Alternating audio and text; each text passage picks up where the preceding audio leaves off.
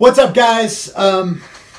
Chris here. I haven't been on in a while. I was out on the East Coast and I had some meetings in New York City and had to go out and visit my mom. And my mom's house is pretty noisy and it's not the best for recording videos.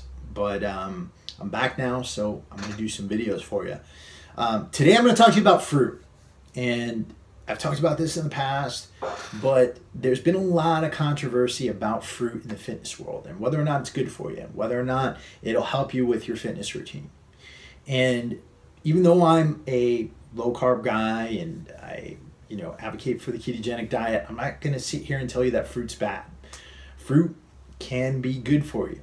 But as with most of the things I cover here on this channel, it always depends. It depends on your goal. It depends on what type of diet you're following. It depends on, how much fat you've got on your body. And it will change from person to person. I'll come flat out and say this. If you are not trying to burn fat and you live an active lifestyle and you are not pre-diabetic or diabetic, fruit can be great for you, right? Fruit's loaded with vitamins, it's loaded with fiber, and it has a lot of benefits. So I'm not going to sit here and tell everybody not to eat fruit, and I don't get why some people do that.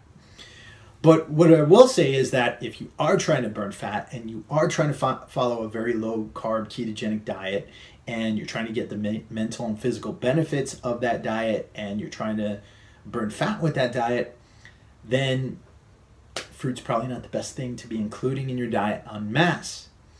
Here's why. Fruit is mostly made up of fructose. Fructose is a kind of sugar. And unlike glucose, you can't store fructose as muscle glycogen. You can only store it as liver glycogen, right? And while your muscles have about 2,000 calories, 2,500 calories of storage space for glycogen, your liver only has about 400 to 500 calories of storage space for liver glycogen. And what that means is that you can only really consume about 100 to 125 grams of carbohydrate per day without really spilling over and having sugar put back out there into your bloodstream, which will cause your insulin to go up, right? So once you go over that, and if your insulin starts to secrete a lot, then you're not going to be able to get into ketosis. And if it happens during a workout, for example, when cortisol is released, which will cause a release of sugar from your liver, then it's going to inhibit any of the fat burning effects of your workout, right? So it's going to keep you from using fat for fuel. So for people who are trying to follow a ketogenic diet or who are trying to burn fat in general, including a lot of fruit in your diet can throw a real wrench in your game. Additionally, I know a lot of people like to use fruit as a recovery tool, quote unquote, but because it doesn't store as muscle glycogen, it's not really going to help you with recovery. That's not saying, again, that you can't get benefits from eating fruit if you are not trying to burn fat and you're not following a ketogenic diet. But it is to say that if you are, and you are trying to burn fat and you are trying to get into ketosis, fruit can actually keep you from doing so, right? And I know there's some people out there who will try to say, hey, Chris, no, that's dumb. Fruit is good for you. No, man. It's always situationally dependent. And if you are following a ketogenic diet and if you are trying to burn fat, you can get a lot of those vitamins and micronutrients just by eating green, leafy, fibrous vegetables that don't have the glycemic load that fruit does and that don't have all the fructose that fruit does. So that's my take on fruit. If you are not following a ketogenic diet, you're active, you're healthy, you're not trying to burn fat, go ahead, eat a few pieces of fruit. As always, consume it with, moderation. Don't eat all the fruit in the world.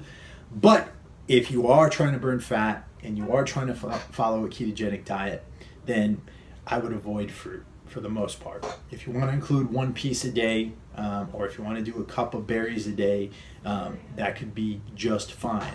But again, do it with moderation. And understand that if you eat too much of it, you're going to take yourself out of ketosis and you're going to seriously inhibit your fat burning benefits. So That's all I got for today. If you want more awesome content, check out the Warrior Soul of Goji. I'll put a link below. Also, I'm going to be doing another ketosis webinar, Becoming Superhuman with Ketosis.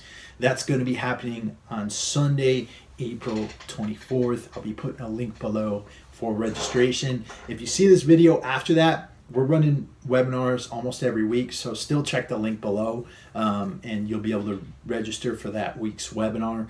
Matt and I are going to be going through common questions about ketosis, common questions about whether or not you're going to be able to build muscle while on a ketogenic diet, questions about, will doing a high-fat diet give you a heart attack? We'll be answering questions like that. We just started Warrior Soul Keto Camp, which is a fully integrated program that helps to take people from keto adaptation through keto maintenance, and it comes with a 12-week training program, a full cookbook with 30 recipes, and a whole bunch of other stuff. Now, I'm not going to plug myself anymore because I know you guys get sick of it, but check out the links below. With that, I'll talk to you guys later. Peace.